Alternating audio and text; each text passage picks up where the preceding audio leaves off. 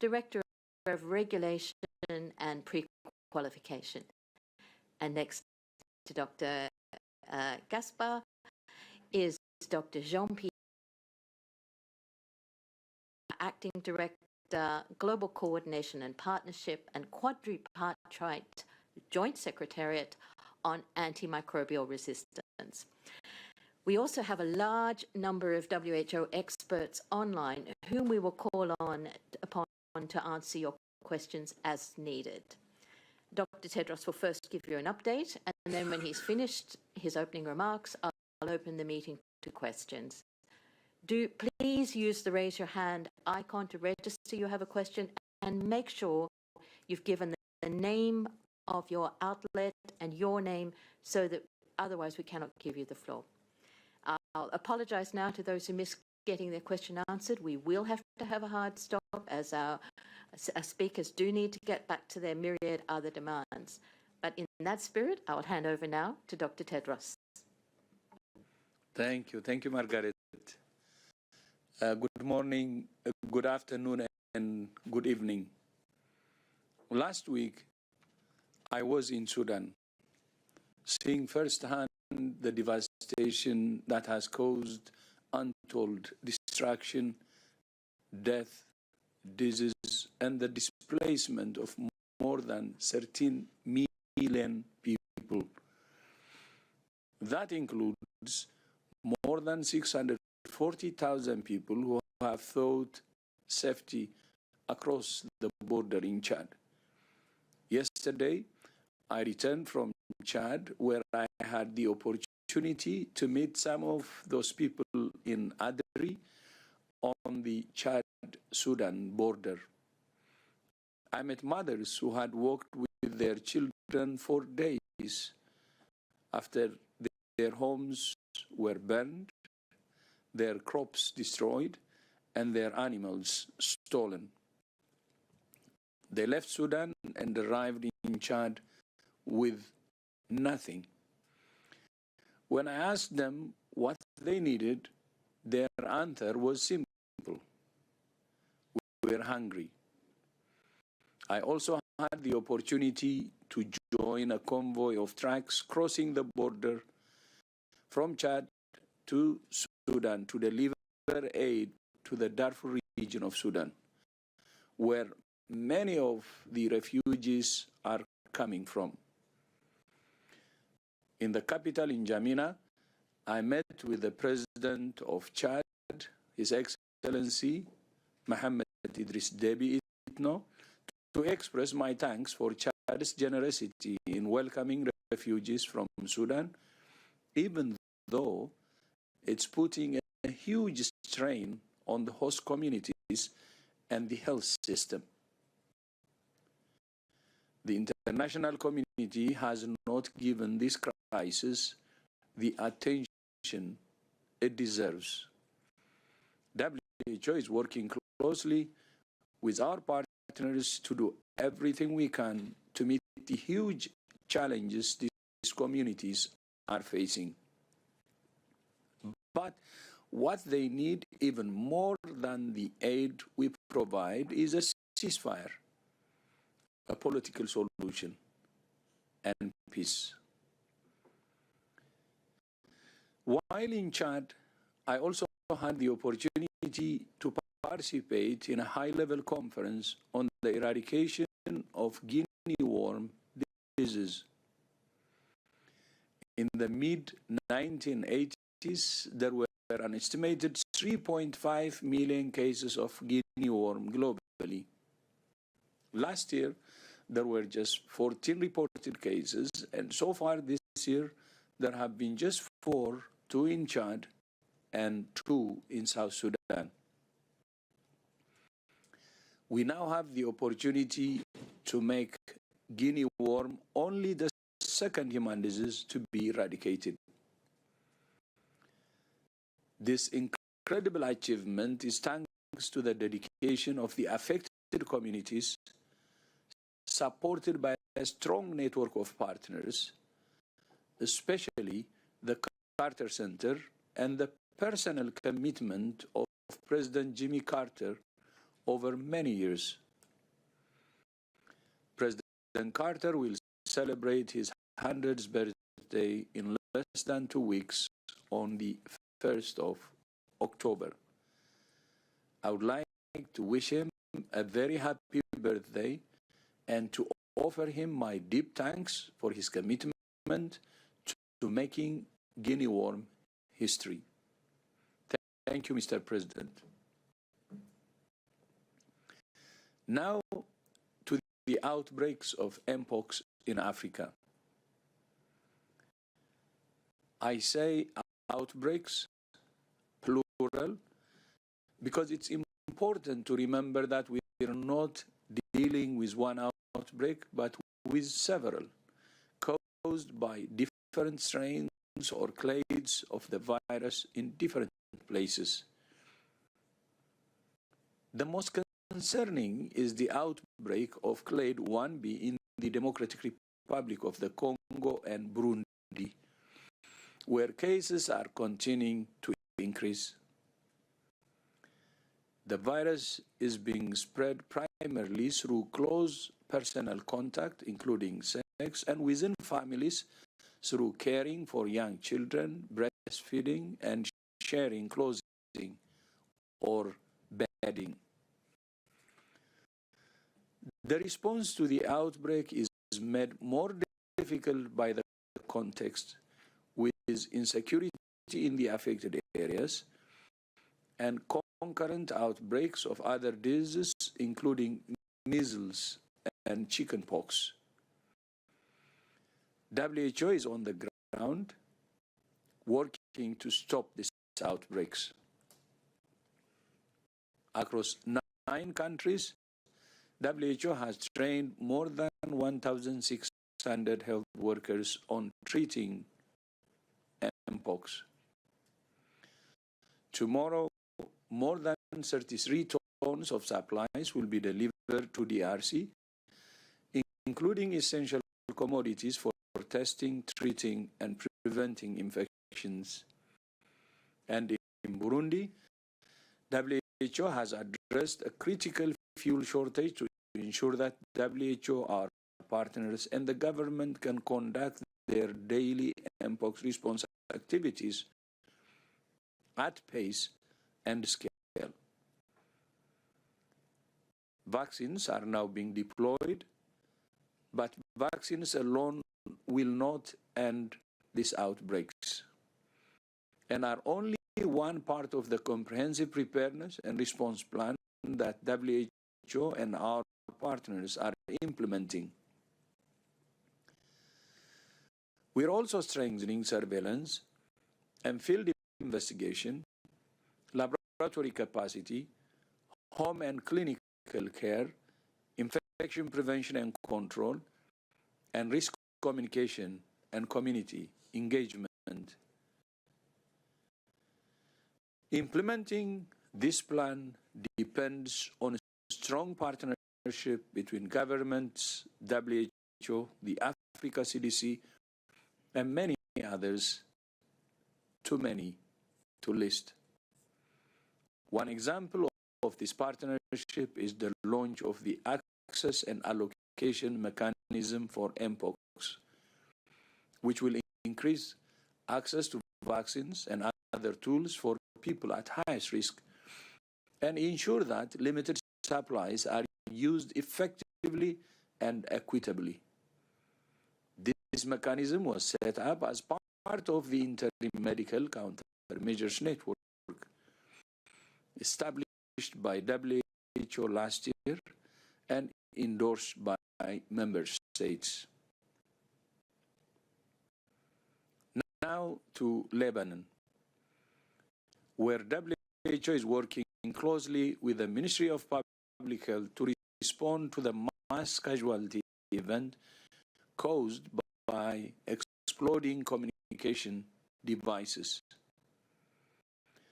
These events have severely disrupted Lebanon's already fragile health system.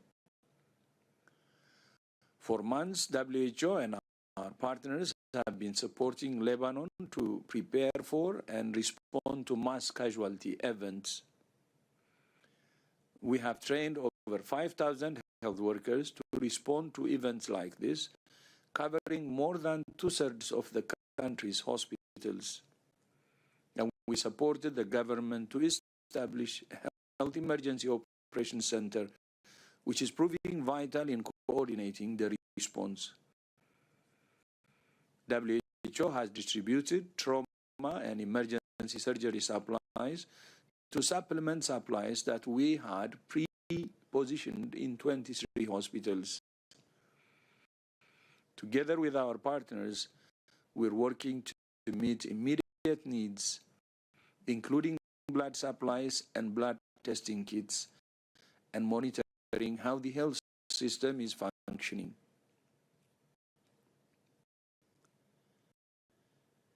The conflict in Sudan, the refugee crisis in Chad, Mpox outbreaks in Africa, and insecurity in Lebanon are just a few of the many overlapping and intersecting crises in our world. The only way to solve these complex challenges is through close cooperation between countries. At the UN General Assembly in New York next week, I will participate in the Summit of the Future, the gathering of world leaders convened by the UN Secretary General to forge a new international consensus on how to deliver a better present and a safer future. The health highlight of this year's General Assembly is the high-level meeting on antimicrobial resistance to be held next Thursday. Antimicrobial resistance, or AMR, threatens to unwind a century of medical progress and could return us to the pre-antibiotic era, where infections that are treatable today could become a death sentence tomorrow. AMR is caused largely by the misuse and overuse of medicines, making microbes resistant to them and diseases more dangerous and deadly.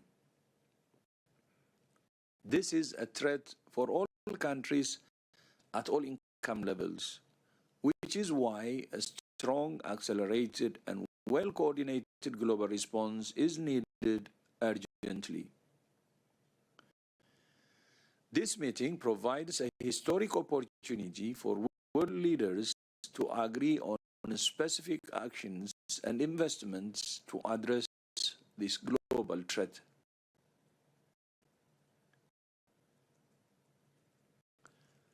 Antimicrobial resistance is a particular concern in health facilities, where antibiotic-resistant infections pose a severe threat to the safety of patients.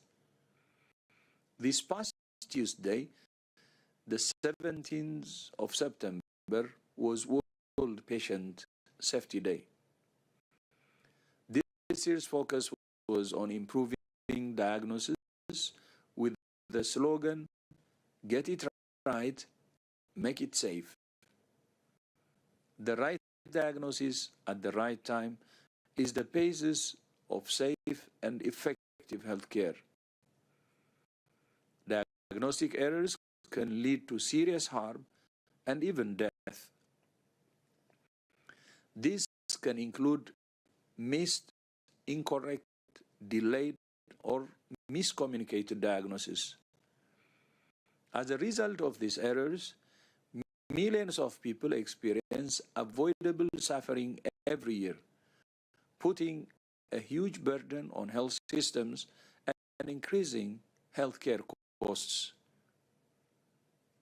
Reducing this risk takes collaboration between health workers and managers, policymakers and regulators, civil society and the private sector, and importantly, patients and their families. Together, we can get it right and make it safe. Finally, yesterday, WHO and our partner FIFA launched a new campaign to raise awareness about concussion in football. Football, like other sports, is a great form of physical activity with many benefits for health. But like other contact sports, including rugby, American football, and boxing, there are also risks, including the risk of concussion and brain injury. The Suspect and Protect campaign aims to reduce this risk by helping players, coaches, and medical staff at all levels of football to be aware of the signs of concussion, to suspect concussion for anyone who sustains an impact their head, face, neck, or body, and to protect anyone with one or more symptoms of concussion by ensuring they leave the pitch immediately. Because no match is worth the risk. Margaret, back to you. Thank you very much, Dr. Tedros. You have a rich menu of health issues there to stimulate questions, so I won't take up any more time, except to let you know that we also have our representatives from Lebanon and from the occupied Palestinian territory online, in case you also wish to ask questions of them. The first question goes to Janice Q of Bloomberg. Janice, please unmute yourself and ask your question. Thanks very much. I wanted to actually ask about the rollouts of the Japanese vaccine in Burundi and elsewhere, but I really guess I wondered if the Japanese vaccine should be prioritized as a treatment for exposed children who we know have a higher chance of dying, and if that LC16 vaccine does require or entail training for health workers on how to use that bifurcated needles and educate parents about the scarification process. I suppose linked to that, if we have any idea, rough ballpark figure of when these inoculations may arrive. Thank you, Janice. We've got Dr. Anna Maria with us, who can answer that question fully. I will refer to the WHO position paper on orthopox virus and vaccination.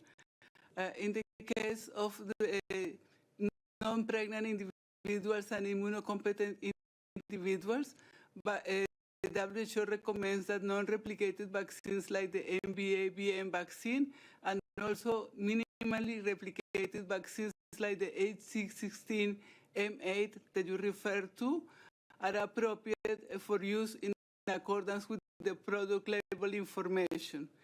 In addition, for immunocompromised individuals for whom replicating vaccines such as ACAM2000 or the minimal replicating LC16 is contraindicated, the MVA-BN vaccine is recommended.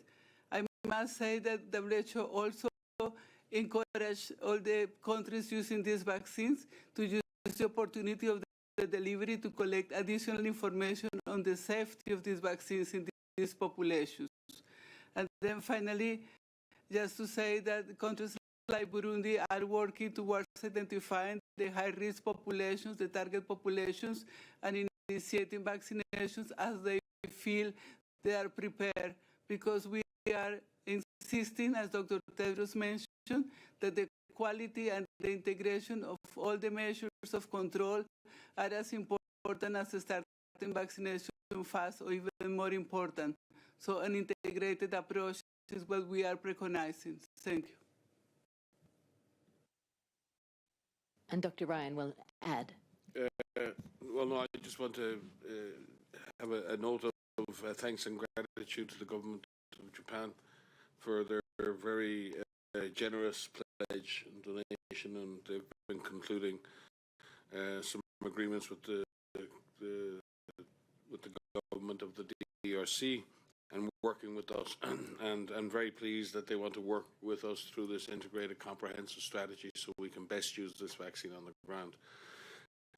As Dr. Tedros said, what we're doing here, like with Ebola, is you're trying to break chains of transmission. You're trying to stop the virus moving from one person to the other.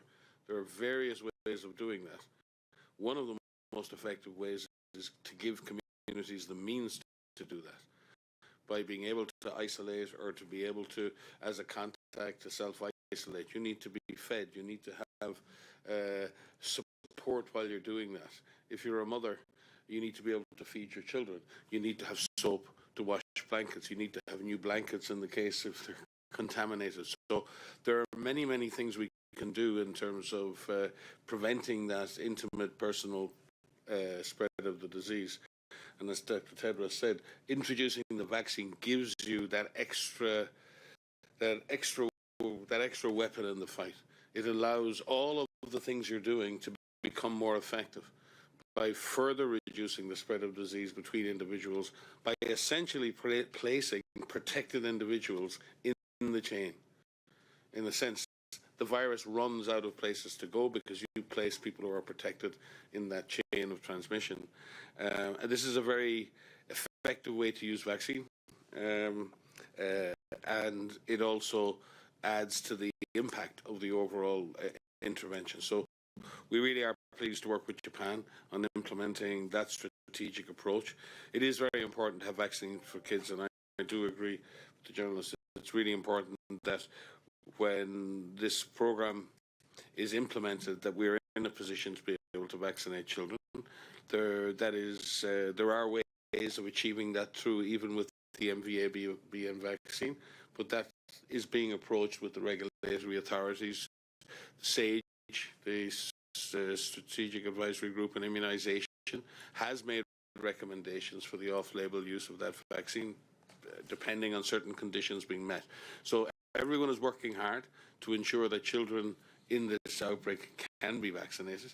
But we also have to have due regard for regulatory processes. Rogerio was here, for safety, for efficacy, and ensuring that if such opportunities are taken, that we're collecting the necessary safety and efficacy data, and that we always have the health and welfare of the population central to our consideration. So a lot of work has been done at various levels, and we're very pleased to be working with so many partners around the world. As we speak, there are hundreds of partners meeting here in Geneva from the Interim Medical Countermeasures Network, and we have fantastic colleagues in the upstream like CEPI. We're working with Gavi, we're working with colleagues in FIND, we're working with colleagues in national authorities like NIH, NIID in the US, and many, many more.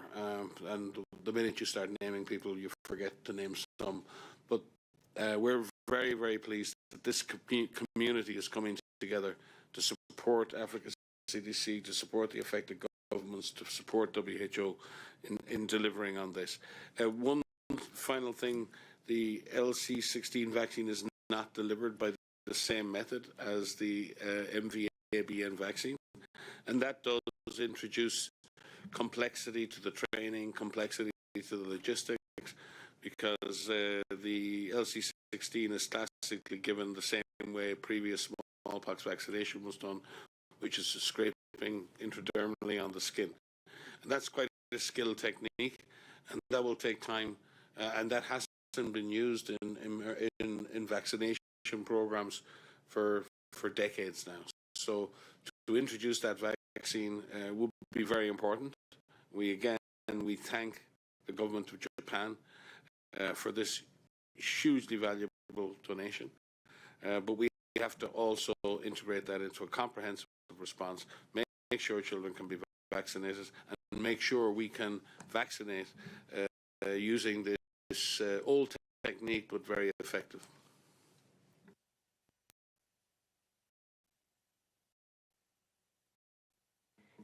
Thank you very much for that very comprehensive answer. The next question goes to Mohammed Aslan of Andalou. Mohammed, please unmute yourself and ask your question.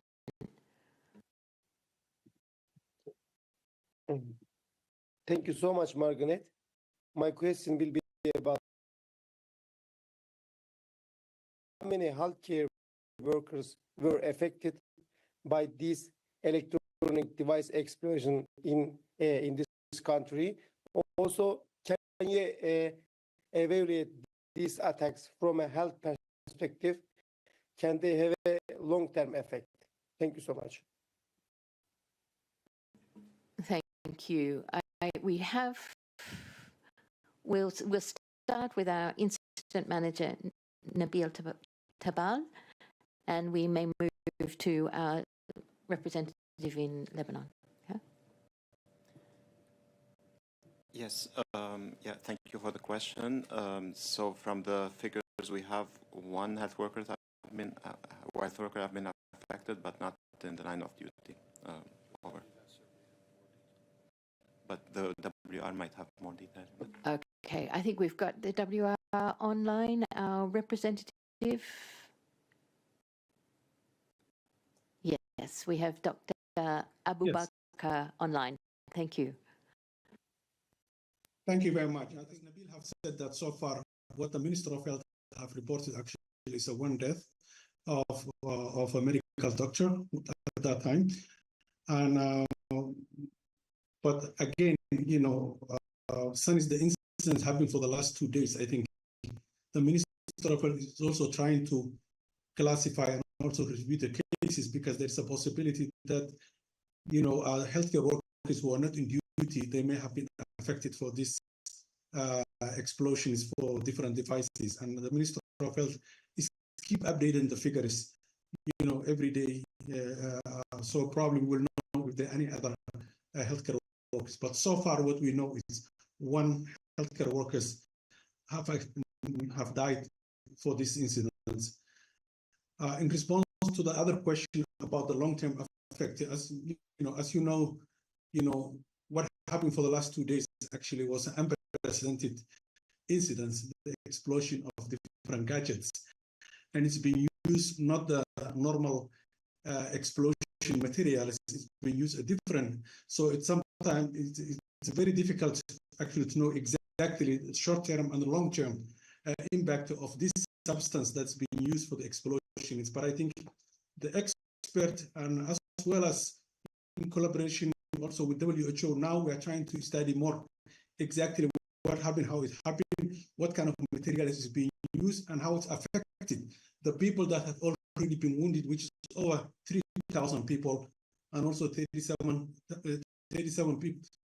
people have died so far. So I think we have some work to do to study more, both the security side, but also in health side, how this will have an impact in the short term and the long term impact. But I have to say that this is a new phenomenon. It's a new event that we have not seen before, and I think there's a lot to be learned in the next few days and weeks. Thank you very much, Dr. Abu Bakr, and Dr. Ryan. Very briefly, I just would like to commend the Ministry of Health in Lebanon. This was an unprecedented event. It came without warning, and the whole health system came under immense pressure very, very quickly. And the work that Dr. Firoz Abad and his team at the Ministry of Public Health and others have done over the last number of months with WHO on preparedness for not necessarily this exact event, but for this type of mass casualty event, pre-positioning of supplies, training doctors all over the country, the immediate response, and Abdi Nasser, our country rep, and the team there, our incident management team reacting. These events are always a tragedy, but they're a worse tragedy if you don't get the response right. So I do think the Ministry of Health and Dr. Abad deserve a lot of credit for the way in which an already stretched Ministry of Health that's been through so many different crises, including the huge explosion recently, the economic crisis, so many things. This is a medical system under huge strain, and the fact that they could stand up to this mass event is a testament to the resilience of health workers and the health system in Lebanon. Thank you. Thank you very much, Dr. Ryan. We now go to Emma Farge from Reuters. Emma, unmute yourself and ask your question.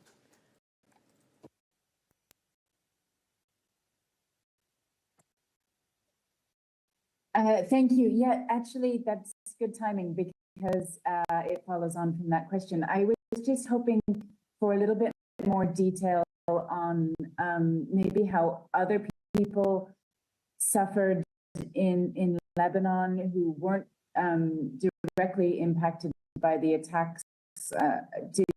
Were other patients sort of neglected? Can you elaborate a bit more on the kind of impact on the whole health sector of these attacks? Thank you very much.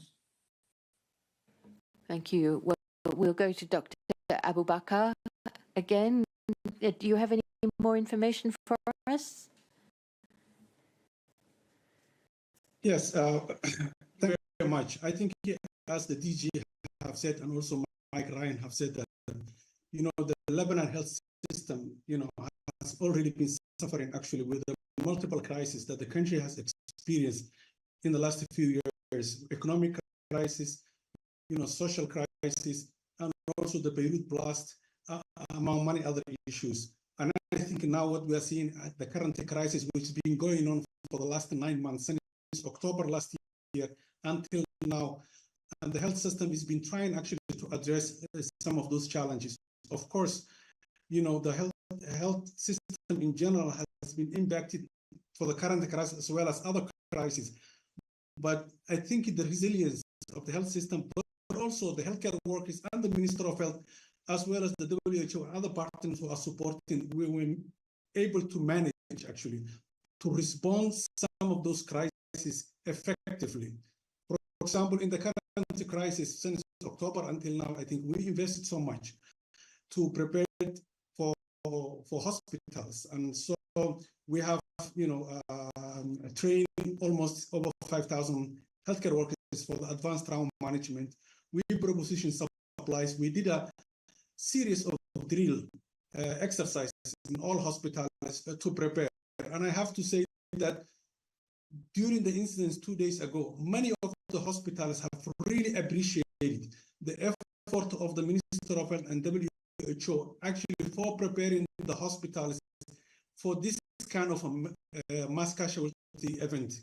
And I think most of them actually have already prepared when it comes to the skills and knowledge it requires to handle the supplies, and every steps need to be taken. And I think that has helped actually to minimize the impact.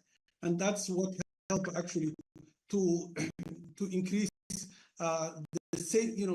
the number of patients that we have saved.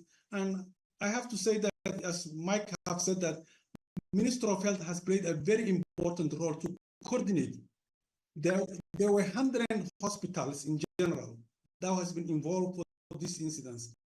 And the Minister of Health has actually coordinated the referral of these patients from one hospital to another hospital But I have to say that this event was unprecedented, and the health system in general in Lebanon have really felt overwhelmed to respond on this crisis.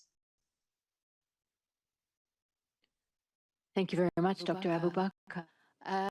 Now, the next question goes to Kerry Cullinan from Health Policy Watch. Kerry, please unmute yourself and ask your question. Thank you, Margaret. Mine is about Mpox. I understand from Africa CDC that in Burundi, all cases are hospitalized and isolated.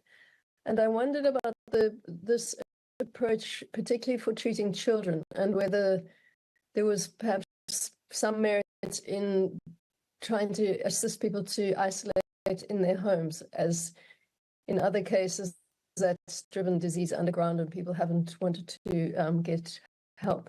Thank you. Dr. Maria van Kerkhove will answer this question. Thanks very much for the question.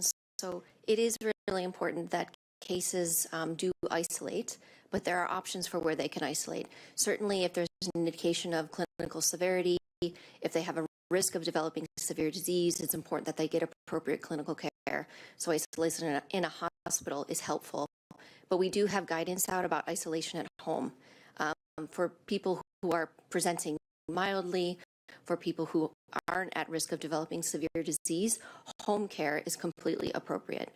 And this is really important that the scabs are covered, that we use good hand hygiene, that the close physical contact between caregivers is done appropriately so that we can prevent onward spread. Also really critical to clean bed linens, clean clothes, etc. And that's very difficult in many different contexts. But home care is something that we advise in many different types of settings. It is perfectly appropriate, again, for people who have mild disease and who aren't at a risk of developing severe disease. Thank you very much, Dr. Van Kerkhove. Then the next question goes to Belisa Goddenho from W Magazine, Portugal. Belisa, please go ahead and ask your question. Thank you very much. I was at a WHO webinar about Mpox in society. Several cases were presented. Could you elaborate a little more on how the disease spreads? Mpox can be localized to a certain part of the body. Mpox in the eyes, on the cornea. How does this happen? And in the case of infected babies and mothers, not any updates? Thank you. I think that's another one for Dr. Van Kerkhove. Yeah, I can start. I mean, what we know about, there's a lot that we're learning about Mpox, but what we can say about the outbreaks and the transmission that's happening right now is we see transmission happening mainly among close physical contact, close intimate contact of people, physical, skin to skin, mouth to mouth. And we do see different types of modes of transmission, including through sex. We see it through the care of caregivers, mothers to children, for example. There are quite a few infants that have been infected. Could happen through breastfeeding. Breastfeeding is very important for mothers and their babies. So there's a lot of different ways that it's being transmitted. And what we're trying to do in the field with partners is to better distinguish the different ways in which this virus is transmitting among children, among adults to children, children to adults, also in the context of sex workers, so that the messaging that we put out there to prevent the spread can be much more targeted. Thank you very much, Dr. Van Kerkhove. We now go to India, to Ashwin Basinga from Observer Times. Ashwin, please unmute yourself and ask your question.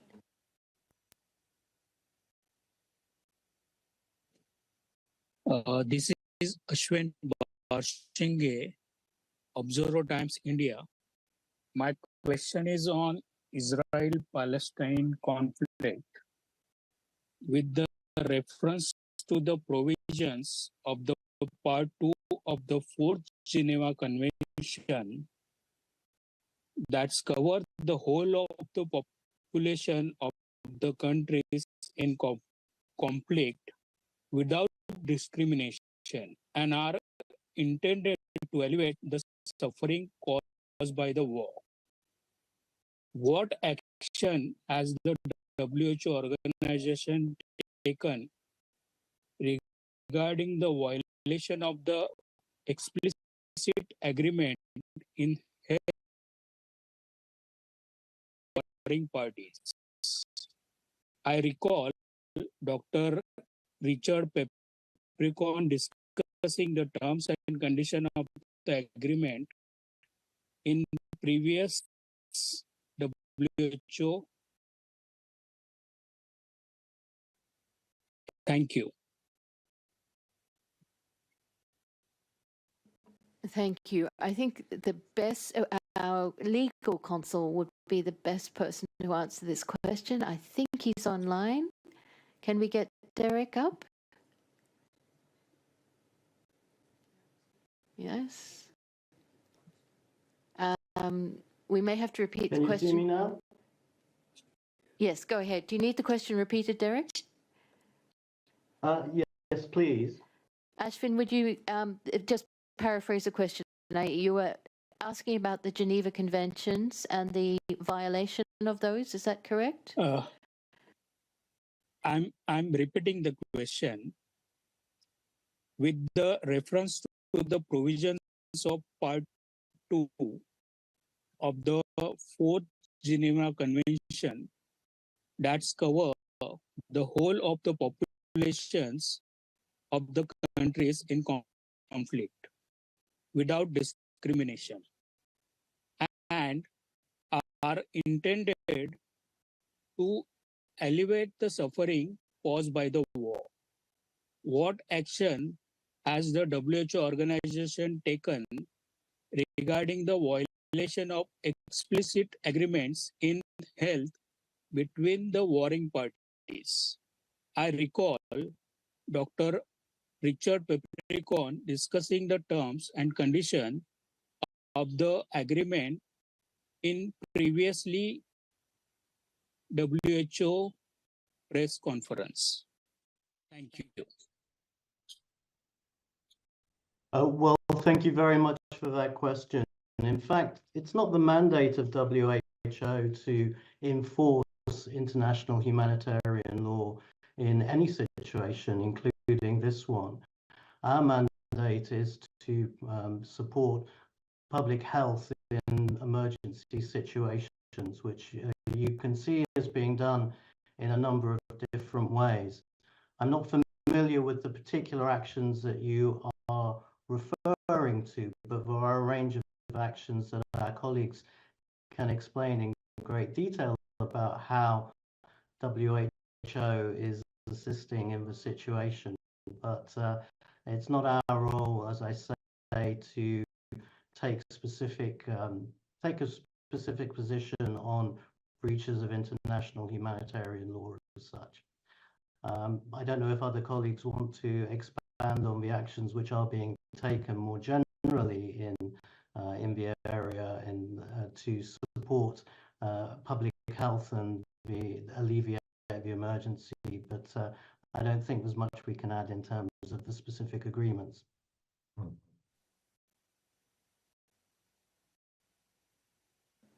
Thank you very much, Derek. We did have the representative, but the line's dropped out, unfortunately. We've got connectivity issues. So I think that really covers the legal position, and we are taking many, many actions to support the health of the people, all affected by the hostilities. And if you've got you want specific examples, we can certainly provide that in writing if you contact us. Thank you.